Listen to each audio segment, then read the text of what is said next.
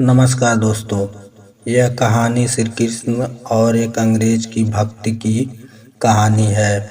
यह कहानी एक अंग्रेज और श्री कृष्ण की भक्ति के बीच के अद्भुत संबंध को दर्शाती है। एक समय की बात है जब भारत अंग्रेजों के शासन में था। अंग्रेज अधिकारी भारत में अपने कर्तव्यों का पालन कर रहे थे, लेकिन उनमें से एक अधिकारी था जिसका नाम था जैक। जैक भारत की संस्कृति और परंपराओं के प्रति बहुत आकर्षित था।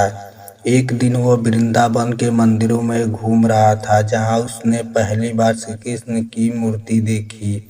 वह उस दिव्य रूप से इतना प्रभावित हुआ कि उसके मन में श्री कृष्ण के प्रति गहरी भक्ति जाग उठी। उसके मन में एक अजीब सी शांति और प्रसन्नता का अनुभव हुआ। उसने मंदिर के पुजारी से श्री कृष्ण के बारे में और जानने की इच्छा जताई। पुजारी ने उसे भागवत गीता का अध्ययन करने का सुझाव दिया।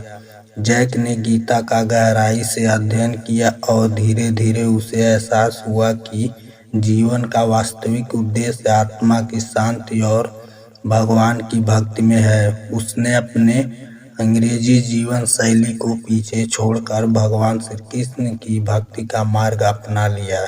जैक रोज वृंदावन के मंदिरों में आता और श्री कृष्ण की आराधना करता। वह भजन गाता, ध्यान करता और सभी से प्रेम पूर्वक व्यवहार करता। समय के साथ उसकी भक्ति इतनी प्रबल हो गई कि स्थानीय लोगों उसे एक भक्त के रूप में पहचानने लगे। श्री कृष्ण की भक्ति ने जैक को न केवल आत्मिक संतोष दिया, बल्कि उसे सच्चे प्रेम और सेवा का मार्ग भी दिखाया। इस तरह एक अंग्रेज अधिकारी जिसने अपने जीवन में कभी भगवान के बारे में गंभीरता से नहीं सोचा था, श्री कृष्ण की भक्ति में इतना लीन हो गया कि उसका पूरा जीवन बदल गया।